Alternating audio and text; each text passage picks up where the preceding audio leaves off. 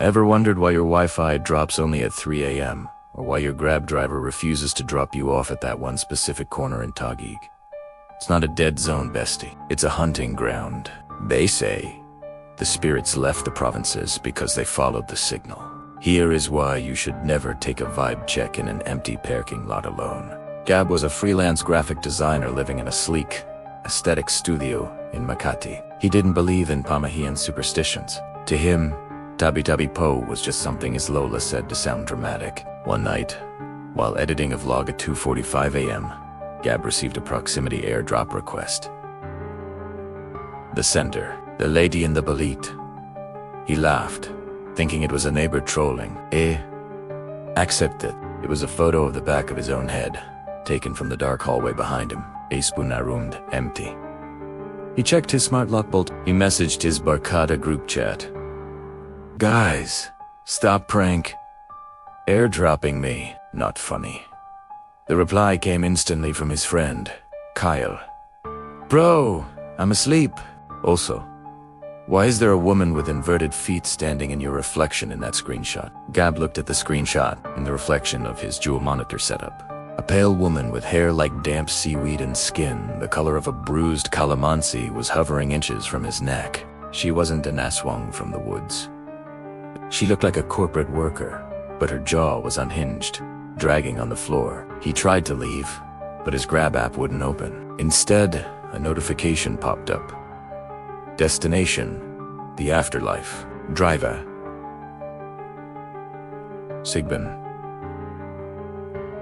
The lights flickered. The smell of rotting jasmine filled the room, the signature scent of a white lady. He ran to the elevator. The doors opened to a forest, not a hallway, but a literal, dark, humid jungle inside a Makati high-rise. He realized then, the city didn't destroy the spirits, it just gave them better places to hide. The woman appeared in the elevator mirror. She wasn't screaming. She was buffering. Her body glitched like a corrupted file. She leaned into his ear and whispered in a voice that sounded like static. You forgot to say Tabi-Tabi Po. To the ground do we build this concrete on? Gab was found the next morning by the building admin. He was physically fine, but his eyes were stuck in a loading state, completely white. His phone was found on the floor, still recording. The footage showed him talking to thin air, while a shadowy hand slowly deleted his social media accounts, one by one, until he ceased to exist online. The spirits don't care about your high-rise or your fiber optic speeds. Just because we paved over the earth doesn't mean the original owners moved out. Respect the space you occupy, whether it's a digital space or a physical one. Always stay grounded. In a world obsessed with the next big thing and digital clout, don't lose touch with your roots or the warnings of those who came before you. Sometimes, old school wisdom is the only thing keeping you safe in a high-tech world. What's the weirdest thing that's happened to you at 3 a.m.? Drop your glitch in the Matrix stories in the comments. Below I'll be hotting the scariest ones. And hit that follow button, or the lady in the balit might airdrop you next. We've all been ghosted. But have you ever been hunted? Before you go on that late-night coffee date with someone whose profile looks too perfect, listen to this, because in Manila, some people don't just want your heart, they want your liver. Tu Enzo was a college sophomore in some. He matched with Leanne on a dating app. Her bio said, loves night walks and keto diets. She was stunning, long black hair, pale skin, and always wore crop tops. They agreed to meet at a 24-hour study cafe, but Leanne messaged, my Grab canceled. Can you pick me up at the rooftop of my dorm? The elevator is broken. Enzo, wanting to be the main character, agreed. The dorm was an old building near the train tracks. The air smelled like ozone and dried fish. He climbed to the roof. Leanne was there, leaning against the ledge, looking at the moon. She looked even more beautiful in person, but she wasn't moving. Leanne, he whispered. She turned, but her body stayed still. Her waist seemed thin, unusually thin. He noticed she was wearing a thick, heavy belt. Suddenly, a rhythmic thump-thump sound echoed, like a giant heart beating against the concrete. Looked down. Below the belt, there was nothing but darkness. No legs, just a trail of glistening, wet organs dangling like a gruesome chandelier. Leanne smiled, her teeth turning into needle-sharp points. "I told you I was on a keto diet," she hissed. "High protein, no carbs." The top half of her body detached with a sickening squelch. Massive leathery wings sprouted from her back, tearing through her aesthetic crop top. She took flight, the sound of her wings like flapping wet laundry. Enzo ran. He didn't take the stairs.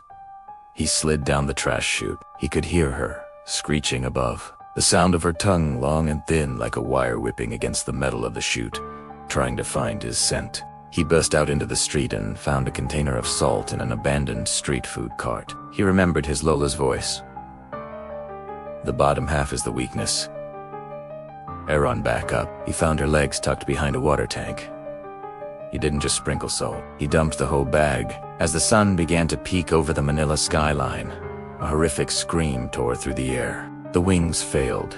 Leon's upper half couldn't reconnect. She dissolved into ash just as the first light hit the rooftop, leaving behind nothing but a broken iPhone 15 Pro Max. Not everything that looks aesthetic is good for your soul. Modern masks are easy to wear filters. Makeup and curated feeds can hide a monster. If a vibe feels off, it's because it is off. Trust your gut, not your likes. We live in an era where we ignore red flags for the sake of a good story or a pretty face. Your intuition is an evolutionary survival tool. Don't mute it for a dating app match. Have you ever met someone who felt off from the start? Tell me your red flag stories below. And if you want to see the footage of the room 404 minutos dorm, hit that +4. Part 3. Have you ever walked into your room and smelled tobacco, even though you don't smoke? Or noticed your smart lights turning a weird, earthy green color at night? You might think your smart assistant is just glitching, but what if you're actually being occupied? This is a story about why you should never, ever cut down a tree just for a better view. Her name was Mika. She was a rising star in the influencer world, and she just scored the apartment of her dreams. A high-end unit in a brand new green building in the heart of Taguig. Her balcony had the most incredible, unobstructed view of the sunset. To get that view, the property developers had to make a small adjustment.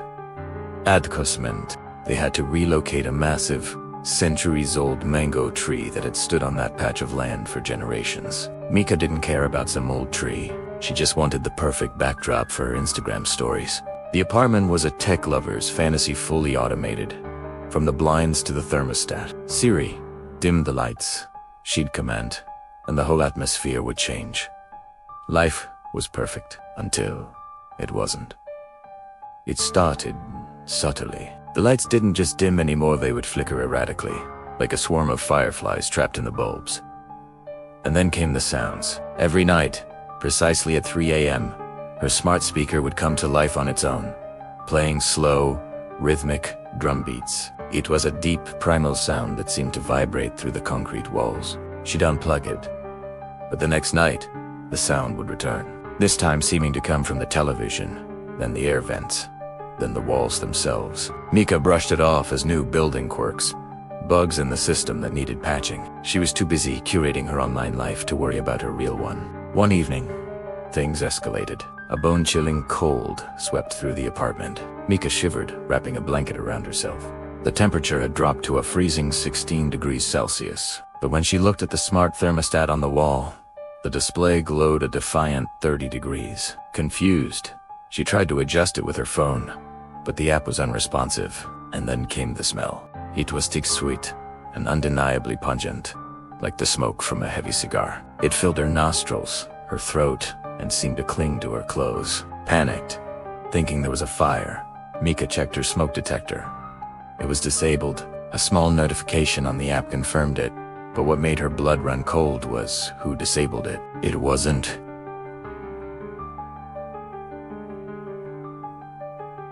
The system had been overridden by an admin account she had never seen before, with a username that read simply, Big_K. Her heart hammered against her ribs. This wasn't a glitch. Someone had hacked her home. She fumbled for her phone, her fingers shaking as she opened her security camera app. The feed from her living room was grainy and distorted, filled with static. But through the digital noise, she saw it. A shadow. A massive, hairy shadow sitting nonchalantly on top of her refrigerator. It was so impossibly tall that its head was bent at an angle against the ceiling, its form hunched and powerful. It wasn't holding a phone or a remote. It was holding what looked like a cigar, but it glowed with an eerie, unnatural light, like a burning fiber optic cable. The air grew colder, and the smell of tobacco intensified. Mika backed away slowly, her mind screaming. It couldn't be real. It was a trick of the light. A system malfunction creating a phantom image. She had to get help. "Siri, call the police," she whispered, her voice barely a tremor. The smart speaker on her counter crackled to life, but it wasn't Siri's familiar, synthesized voice that answered. It was a deep vibrating rumble. A voice that sounded like stones grinding together, ancient and impossibly deep. "I liked the tree better, Mika," it growled, the sound filling the entire apartment. "But your 5G signal is addictive." In that instant, every smart device in her home went haywire. The automated blinds slammed shut with the force of a guillotine, plunging the room into absolute darkness. The only light came from the glowing red tip of the giant's cigar, a single, malevolent star in the void. Mika screamed and scrambled for the door. She fumbled with the handle, but her smart lock refused to budge. A notification pinged on her phone, its screen lighting up her terrified face. The message read, "Access denied. The master is resting." She was trapped. She felt a huge, rough hand-to-hand that smelled of damp earth and burnt tobacco brush against her hair. A jolt of terror shot through her, but the touch wasn't violent. It was almost curious. The caper wasn't trying to hurt her. It was adopting her. It was the new admin of her smart home and of her life. Mika was found days later. The building management finally forced the door open after her parents reported her missing. She was physically fine, sitting calmly in a chair, but she wasn't the same. She refused to leave her apartment. Her friends said she seemed distant, her eyes vacant. Her once vibrant social media feed fell silent, except for a few strange posts. They were just photos of trees, taken from her balcony, always with the same cryptic caption. "He says the connection is better here." So if you ever walk past a luxury condo and see smoke curling from a window where no one is cooking, don't call the fire department. Just keep walking. This story is a reminder that nature doesn't just go away. It adapts. We think we've conquered the wild with our steel, glass, and Wi-Fi, but the old world is just finding new ways to plug in. The ancient spirits are still here. They've just logged on. Before you move into a new space, take a moment to acknowledge what was there before you. Respect the environment you displace. A little bit of respect, and maybe a quiet tabi-tabi po, goes a long way in keeping your smart home from becoming a shared home. Now I want to hear from you. Is your tech acting weird lately? Do your devices ever do things you can't explain? Tell me your glitch stories in the comments below. I might just turn the best one into my next video. And make sure you hit that subscribe button, so the caper stays in my house and not yours. Thanks for watching.